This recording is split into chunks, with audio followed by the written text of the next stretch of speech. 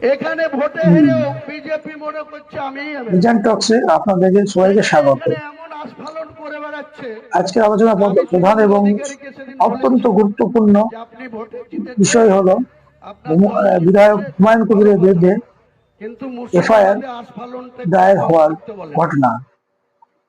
সম্প্রতি একটি জনসভায় দেওয়া তার কিছু বক্তব্য ঘিরে রাজ্য রাজনীতিতে নতুন করে তীব্র বিতর্ক শুরু হয়েছিল। অভিযোগ উঠেছে তার সেই বক্তব্য ছিল যথেষ্ট হুমকিমূলক এবং উত্তেজনা সৃষ্টিকারী। এই ঘটনাকে কেন্দ্র করে ইতিমধ্যে বহরমপুর থানায় হুমায়ুন কবিরের বিরুদ্ধে একটি লিখিত দায়ের করা হয়েছে।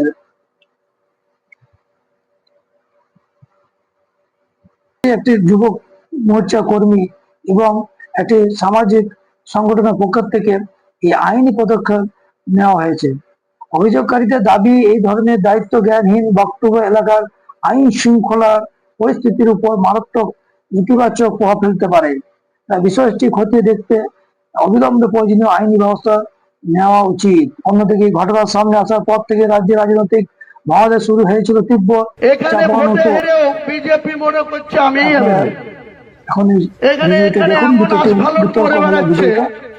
আমি শুভেন্দু অধিকারীকে সেদিন বলেছি যে আপনি ভোটে জিতেছেন, আপনার দল জিতেছে, খুব ভালো কথা, কিন্তু মুর্শিদাবাদে আস্ফালনটা একটু কম করতে বলেন। আমি যেদিন ময়দানে মুসলমানদের নিয়ে নেমে যাব না, সেদিন এমন সাটা ভাঙা মাছ শুরু করব যে আপনাদের পতাকা বহন করার লোক থাকবে না। কেস ওরকম কেস আমাদের বহুবার জেল খাটা আছে। ক হাজার লোককে আপনি বহরমপুর সেন্ট্রাল জেলের যে আয়তন, তাতে 4700-র বেশি 4800 লোক ধরে না। লাখ লাখ লোককে রাস্তায় নিয়ে নামাবো আর সাটা ভাঙা মাছ দেবো আর জেলে যাব। কদিন জেলে রাখতে পারেন, কত খাওয়াতে পারেন।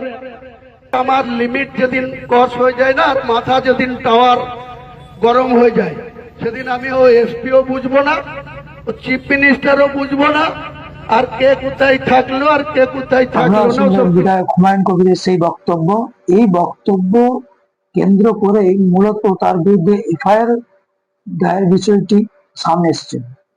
অভিযোগকারী এটিকে সরাসরি হুমকিমূলক বলে দাবি করেছেন। পুরো বিষয়টি এখন তদন্তাধীন।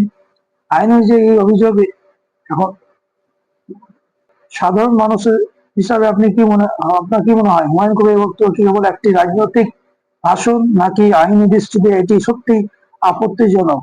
আপনাদের মূল্যবান মতামত অবশ্যই নিচে কমেন্ট করে জানাবেন।